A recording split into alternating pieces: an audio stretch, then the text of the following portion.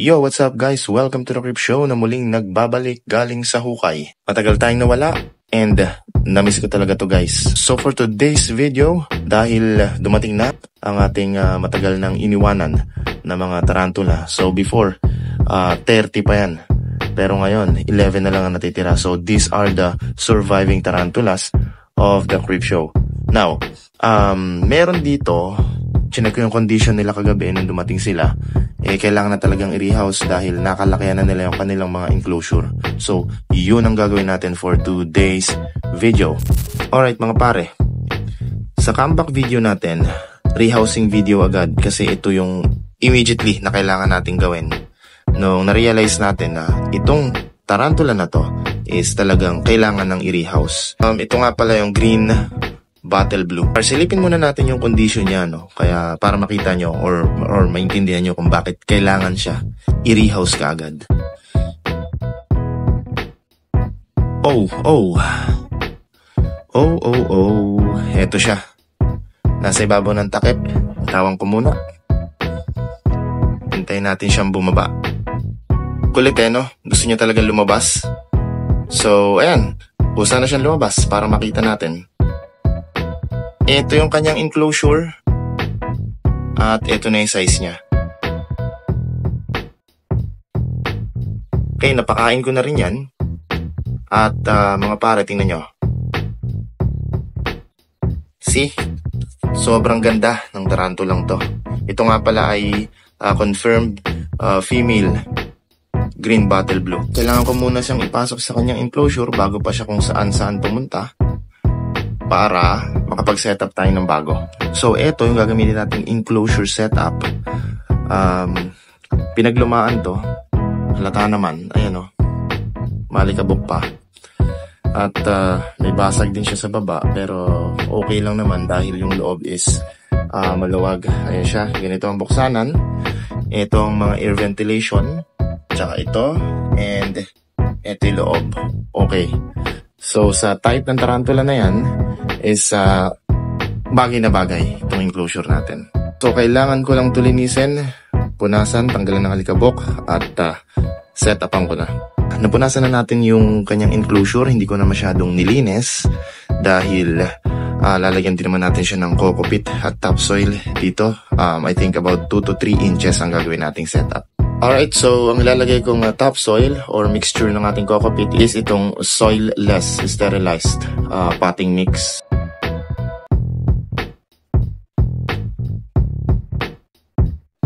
Now, ang sunod natin ilalagay is coco peat. Paghahaluin lang natin yung dalawa. And then that's it for the substrate. And then, hahaluin lang natin siya. Mix ng coco peat. Yung platting mix. It's 2 to 3 inches thick ng substrate since technically terrestrial or ground dwellers ang ating green bottle blue, pero may mga behavior sila na kagaya ng isang arboreal na nag-anchor point or nagwe-webbing sila ng makapal across the enclosure. So importante na maglagay tayo ng mga anchor points.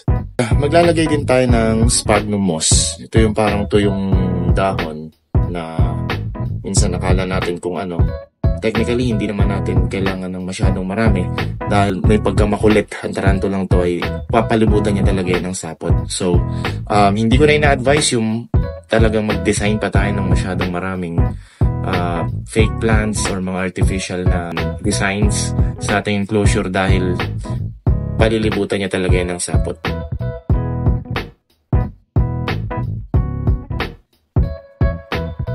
So ako, this is one of the optional na ginagawa pag nag-setup ng tarantula, pero ako nilalagay ko pa rin itong dried leaves.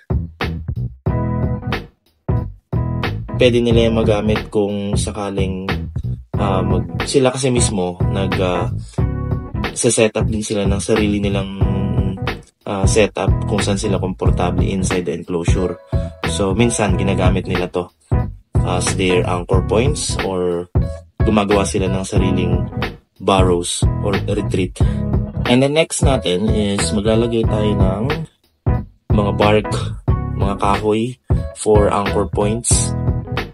I think, ako personally, hindi ko na sinasuggest na maglagay ng hide dahil ito talagang green bottle blue is one of the tarantula na maggagawa siya ng sarili niyang retreat or hide. Ang kailangan mo lang ilagay is yung mga pagsasabitan niya ng mga sapot. So, ito ang set-off natin for now. Ginawa natin is meron siya ditong anchor point. And then, meron din dito mga kahoy. Hindi ko na masyadong dinamihan kasi ayokong umabot yung kanyang web sa takip. Dito lahat nakadikit. Mahirap. So, unang-una, bukod sa hindi natin siya masyadong makikita, lagi masisira kapag binubuksan natin yung takip. So, naglagay lang ako ron sa dulo para doon siya mag-setup.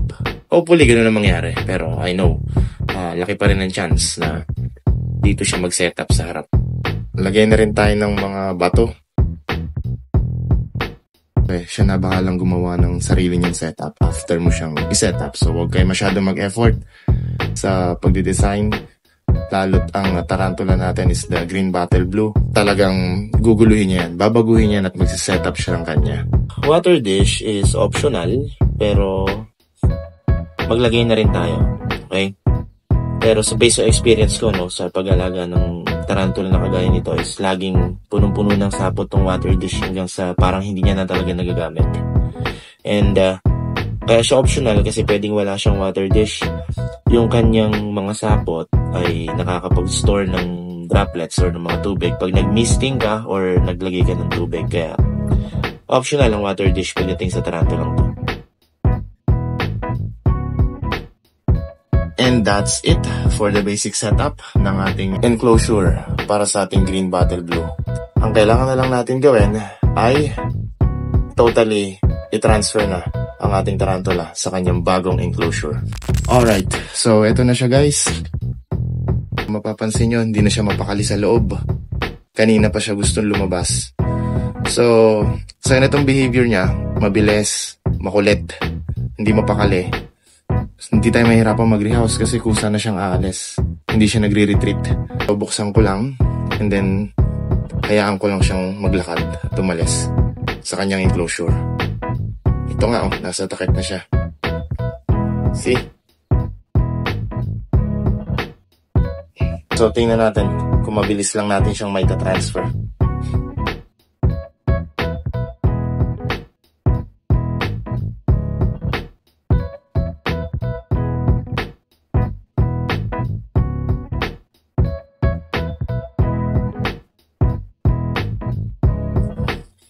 Is smooth like butter. Oh, makulit lang talaga siya. Ayaw niyang pumasok.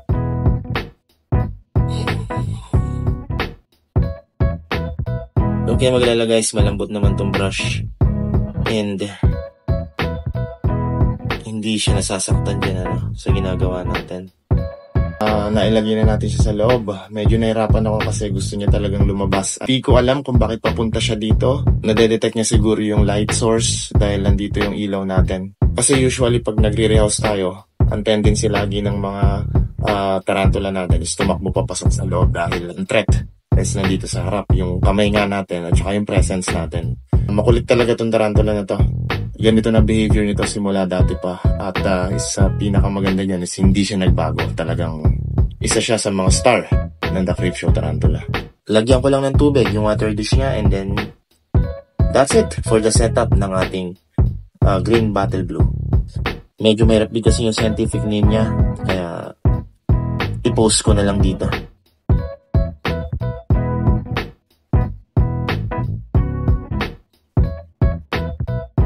And that's it for the setup. Sana na-enjoy nyo at nagustuhan nyo ang ating comeback video setting up ng enclosure ng ating GBB or Green Bottle Blue. One of the most amazing blue tarantula in the hobby. At kung nagustuhan nyo naman ng mga video na kagaya nito, like, share, follow, and subscribe na sa ating YouTube channel, The Creepshow Tarantulas. Meron din tayong TikTok and Instagram and Facebook. Okay, so thank you sa mga returning viewers ng ating YouTube and sa mga nag-subscribe, maraming salamat. Again, I'm doing this to share the good vibes of tarantula keeping. Thank you.